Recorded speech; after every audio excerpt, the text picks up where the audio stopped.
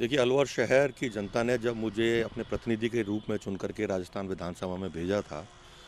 उस वक्त अलवर शहर में पानी की विशेष समस्या थी और बहुत बड़ी विकराल समस्या के रूप में पानी खड़ा हुआ दिखता था। मैं वोट मांगने गया जब भी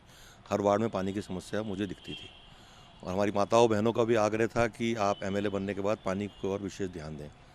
तो एमएलए बनने के बाद जब मुझे पहली बार विधायक निधि का पैसा राज्य सरकार ने आवंटित किया, मेरे कोटे को मुझे जारी करने का जो मुझे सौभाग्य प्राप्त हुआ, उसमें मैंने पहला कोटा मेरा केवल और केवल पानी के लिए दिया।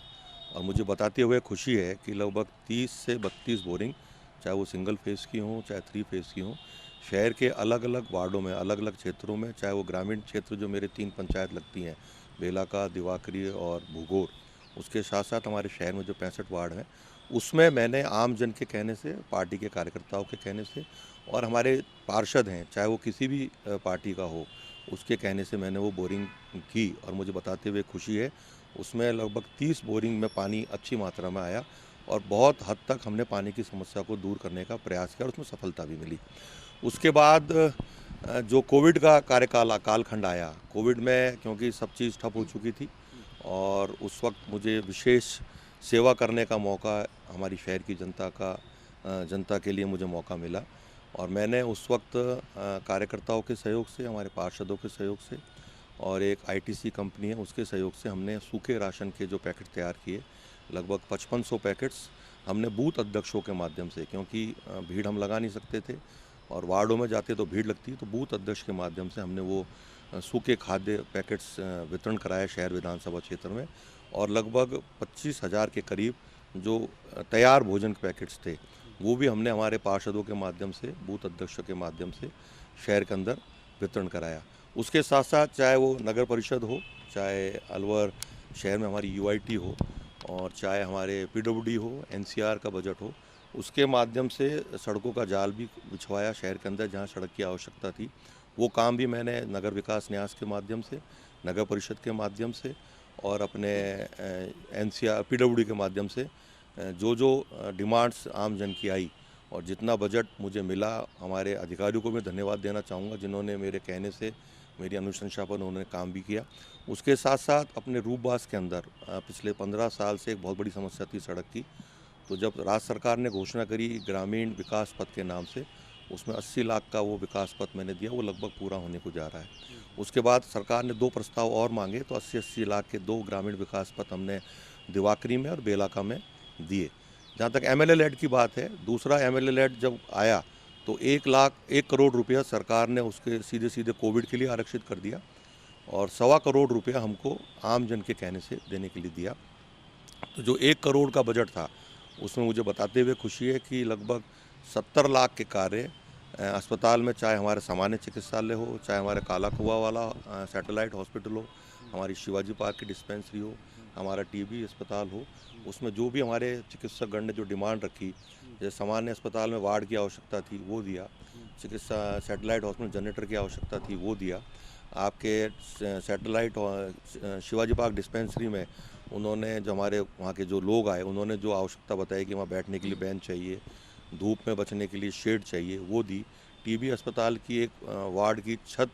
बिल्कुल गिराऊ स्थिति में थी और पानी टपकता था। चिकित्सकगण कहना था कि हम बैठते हैं तो हम वहाँ काम नहीं कर पा रहे हैं। उसके रिपेयरिंग के लिए, छत डलवाने के लिए पैसा दिया। उसके साथ-साथ जो यहाँ महती आवश्यकता थी, हमारे पास एक बड़ी एम्बुलेंस नहीं थी और कोविड के दौरान एक पेशेंट की केवल इसलिए मृत्यु हो गई कि एक ही एम्बुलेंस थी और वो एम्बुलेंस पेशेंट छोड़ने के लिए जयपुर गई थी और उस एम्बुलेंस के अभाव में एक मरीज़ को, जो अगर वो एम्बुलेंस मिल जाती, जिसको एडवांस लाइफ सपोर्ट सिस्टम वाली एम्बुलेंस कहते हैं, वो एम्बुलेंस नहीं थी, तो मैंने उसके लिए आग्रह किया, पीएमओ साहब ने एस्टीमेट भिजवाया और वो एम्बुलेंस हमने दी। वो एक ज़िले का एक बहुत बड़ा 26 लाख की एम्बुलेंस थी, उसकी बहुत महती आवश्यकता थी। अपना घर आश्रम जो एक संस्था है, उनकी एक आवश्यकता थी कि पेशेंट्स को लाने ले जाने के लिए हमको एम्बुलेंस की आवश्यकता है, उसमें मैंने पैसा दिया। उसके बाद मुझे बताया गया कि अपना जो ये पोस्टमार्टम रूम है, मोर्चरी रूम है, इसमें जो शव रखने का जो संसाधन थे, वो बहुत ख़राब स्थिति थी, दयनीय स्थिति में थे और स्थिति ये हो जाती थी कि हमारे शव वहाँ ख़राब होने लग गए थे। तो डॉक्टर्स ने आग्रह किया, तो उस पे भी मैंने एडवांस टेक्नोलॉजी का शव रखने का एक वो संसाधन दिया है। वो लगभग 9.5 लाख का था और उसमें 8 बॉडी एक साथ हम रख सकते हैं। उसके साथ साथ हमारे जो राज्यसभा सांसद हैं आदरणीय भूपेंद्र यादव जी, उनको भी मैंने आग्रह किया था, तो 20 लाख का एमडीआर वार्ड उन्होंने अपने सामान्य चिकित्सालय में दिया।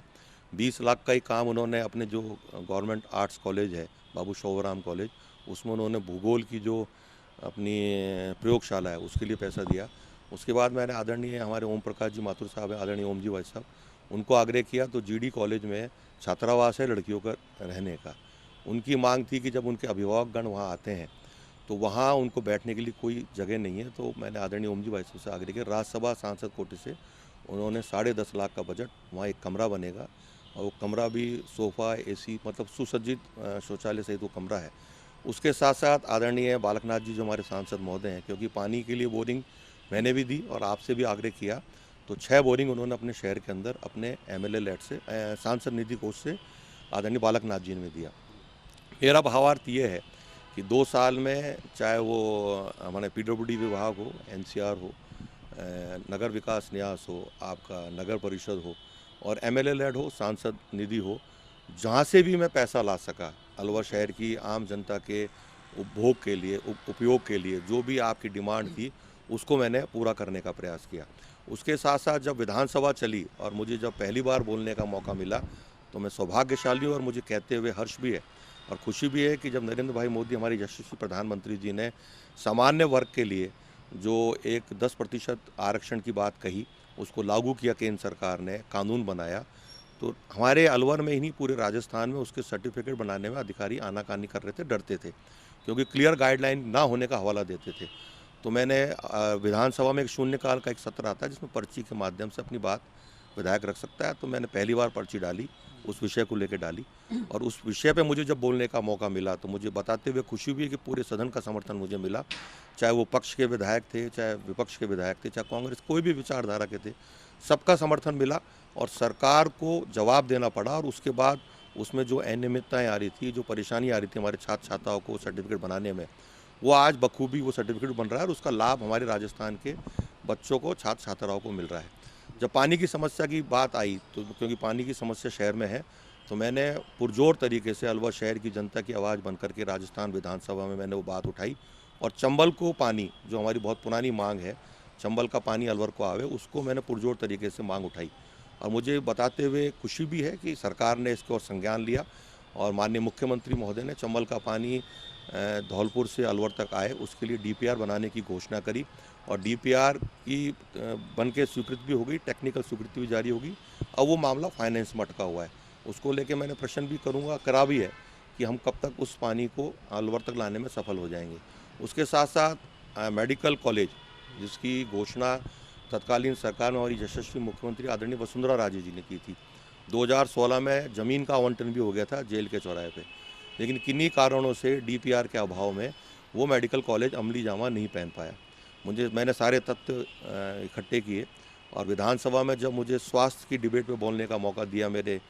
नेता प्रतिपक्ष ने, तो मैंने वो विषय पुरजोर तरीके से उठाया और सरकार ने इस विषय पर संज्ञान भी लिया और मेडिकल कॉलेज की डीपीआर बनाने की घोषणा करी। फिर मैंने हमारे आदरणीय सांसद महोदय से भी संपर्क साधा क्योंकि जो मेडिकल कॉलेज अलवर में आ रहा है उसमें केंद्र का 60% की राशि रहेगी और 40% राज्य सरकार की रहेगी। केंद्र का बड़ा योगदान रहेगा। तो आपने हमारे स्वास्थ्य मंत्री जी डॉक्टर हर्षवर्धन जी से बात करी सांसद महोदय ने और वो बेड जो 350 बेड पे पहले 500 बेड की शर्त थी, अब 350, हम 500 बेड पे भी उसको पूर्ति कर रहे थे, अब 350 की पूर्ति कर रहे हैं। उस पे वो मेडिकल कॉलेज की घोषणा भी हुई, डीपीआर भी बना और बहुत शीघ्र ही अलवर शहर में मेडिकल कॉलेज इनकी शुरुआत हो जाएगी, शिलान्यास हो जाएगा, काम शुरू हो जाएगा। जो ईएसआई मेडिकल कॉलेज है जिसकी घोषणा भी केंद्र सरकार ने करी है, उसको टेक ओवर करके भवन बना हुआ था, उसको लेकर के भी मैंने राज्य सरकार से विधानसभा के माध्यम से मांग की थी और मुख्यमंत्री जी से और श्रम मंत्री जी से मांग की थी कि आप केंद्र सरकार से बात करें। 850 करोड़ का भवन बन के खड़ा हुआ है, बहुत अच्छा भवन है। अगर मेडिकल कॉलेज ईएसआई का वहाँ खुलेगा तो शहर का विकास होगा, जिले का विकास होगा और जो सुविधाओं का, चिकित्सा सुविधाओं की हमको आवश्यकता है वो हमको मिलेगी। तो उसके लिए भी सरकार ने संज्ञान लिया और बालकनाथ जी जो हमारे सांसद, उनसे भी आग्रह किया, उन्होंने भी केंद्र में बात करी और मुझे बताते हुए खुशी है कि केंद्र ने अभी हाल ही में इसकी स्वीकृति जारी करी है और मेडिकल कॉलेज हमारा ईएसआई वाला बहुत जल्दी शुरू हो जाएगा। उसके साथ साथ क्योंकि अलवर औद्योगिक नगरी है, और मैं अलवर शहर से प्रतिनिधित्व करता हूँ। MIE हमारे से जुड़ा हुआ औद्योगिक नगर है। तो वो औद्योगिक क्षेत्र केवल और केवल इसलिए पिछड़ा हुआ था कि यहाँ कनेक्टिविटी नहीं थी, रेल की नहीं थी, हाईवे से जुड़ा हुआ नहीं था, जबकि चौपान की, भिवाड़ी, बहरोड ये जुड़े हुए हैं नेशनल हाईवे से। तो दिल्ली के उद्योगपति भी वहाँ है, अच्छा डेवलपमेंट वहाँ हुआ है। मैंने विधानसभा में इस बात को उठाया कि MIA को कनेक्टिविटी से जोड़ा जाए, और जो अपना ये एक्सप्रेस हाईवे निकल रहा है गुड़गांव से लेकर बॉम्बे तक का, उस पर भी राज्य सरकार और केंद्र सरकार ने संज्ञान लिया। और मुझे बताते हुए खुशी है कि जालूकी से उस एक्सप्रेस हाईवे को उतारा जा रहा है, और जब वो उतरेगा तो निश्चित रूप से MIA उस क्षेत्र से जुड़ेगा। तो MIA जो केवल कनेक्टिविटी के आधार पर पिछड़ा हुआ था, अब यहाँ उद्योग भी आएंगे, और उद्योगपतियों को जो सुविधा मिलती माल भेजने की, कच्चा माल लाने की, वो सुविधाएं भी मिलेगी। मोटा मोटा जब अलवर शहर की बात करते हैं, ज़िले की बात करते हैं, तो जिस प्रकार से विकास हुआ, औद्योगिकरण हुआ, तो अपराध भी बढ़ा। उसको लेकर के भी मैंने विधानसभा में पुरजोर मांग करी, और मैंने सरकार से मांग करी कि यहाँ पुलिस की नफरी बढ़ाई जाए, पुलिस को अत्याधुनिक हथियार उपलब्ध कराए जाएँ, उसके साथ साथ पुलिस को जो संसाधन चाहिए, गाड़ियाँ चाहिए, उसकी मांग मैंने सरकार से करी। वैशाली नगर जो मेरी विधानसभा क्षेत्र का हिस्सा है, वहाँ मैंने एक पुलिस चौक थाने की खोलने की मांग करी। उसके साथ साथ NEB जो हमारा शहर विधानसभा क्षेत्र का हिस्सा है, वहाँ एक सिटी डिस्पेंसरी या अस्पताल खोलने की मैंने मांग करी है। जो जगन्नाथ जी के मंदिर पर सिटी डिस्पेंसरी है, उसको मैंने क्रमोन्नत करके सैटेलाइट हॉस्पिटल के रूप में क्रमोन्नत करने की मांग करी है। तो पूरे 2 साल के कार्यकाल में, और एक बार पानी की समस्या विकराल रूप धारण कर चुकी थी और जनता सड़कों पर उतरी हुई थी, तो मैंने जनता से आग्रह किया कि आपने मुझे अपना प्रतिनिधि चुना है, तो ये जो भी आपकी समस्या है उसके लिए मैं सरकार से लड़ूंगा, मैं प्रशासन से लड़ूंगा। और उसको लेकर बहुत बड़ा आंदोलन मैंने अलवर शहर की सड़कों पे भी किया। और मेरा भावार्थ ये है कि जिस विश्वास के साथ मुझे अलवर शहर की जनता ने चुना, और जो उनको मुझसे आशाएं थी, चाहे वो सड़क पे आंदोलन, विपक्ष के नाते सड़क पे आंदोलन करने की बात हो, राजस्थान विधानसभा में सरकार की सामने अलवर शहर की, अलवर ज़िले की जो भी बातें आम जन को मुझसे चाहिए कि मैं वह उठाऊं, मैंने पिछले 2 वर्ष के कार्यकाल में, चाहे राजस्थान विधानसभा हो, चाहे सड़क पे हो, आम जनता के लिए लड़ा हूं, आम जनता के हितों के लिए बात करी है। उसके साथ साथ आने वाले समय में जो मेरी प्रमुख बातें रहेंगी, वो बात रहेगी चंबल का पानी किसी भी प्रकार से अलवर शहर की जनता को मिले,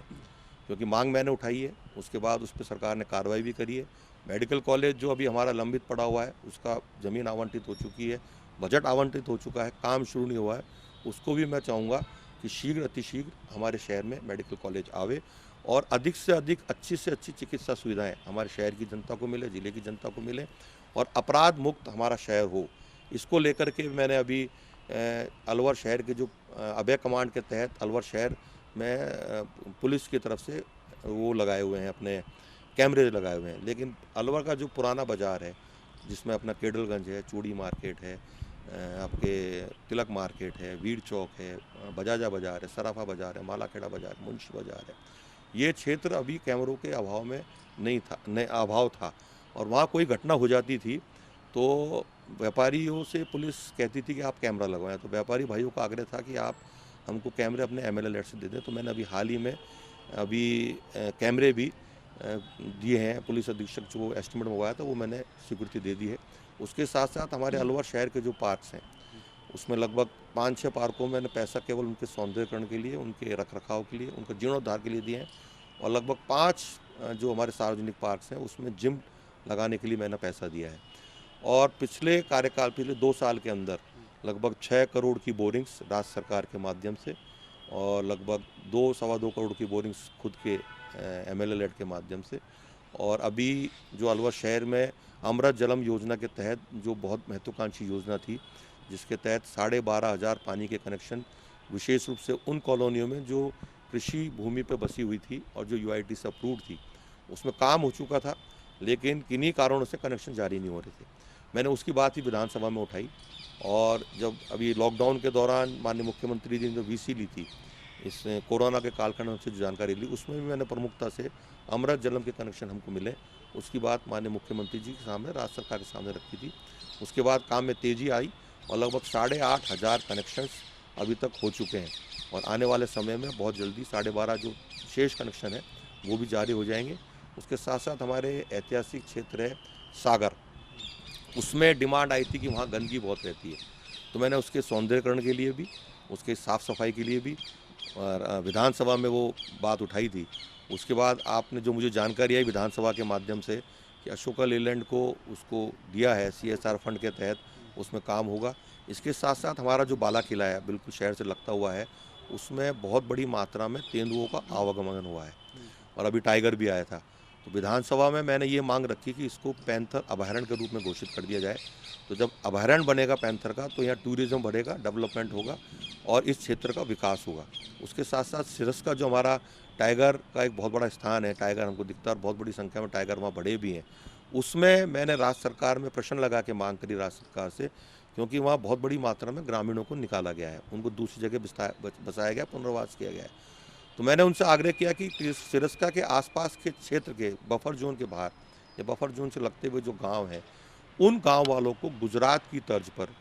पेइंग गेस्ट सिस्टम के हिसाब से उनको लाइसेंस दे दिया जाए, गेस्ट हाउस बनाने का लाइसेंस दिया जाए। तो जब ग्रामीण गांव में रहने वाले ग्रामवासियों को रोजगार मिलेगा तो वो जंगल की सुरक्षा स्वयं करेंगे, जानवर की सुरक्षा स्वयं करेंगे। तो जंगल का विकास होगा, सिरस्का का विकास होगा और उसके साथ साथ सिरस्का के माध्यम से जो ग्रामवासी हैं उनको रोजगार मिलेगा। ये 2 साल के अंदर मैंने विधानसभा के अंदर भी प्रश्न उठाया, विधानसभा में आवाज़ भी उठाई और क्षेत्र में रह करके जनता के बीच में रह के संघर्ष भी किया। ये मेरी प्रमुख बातें हैं।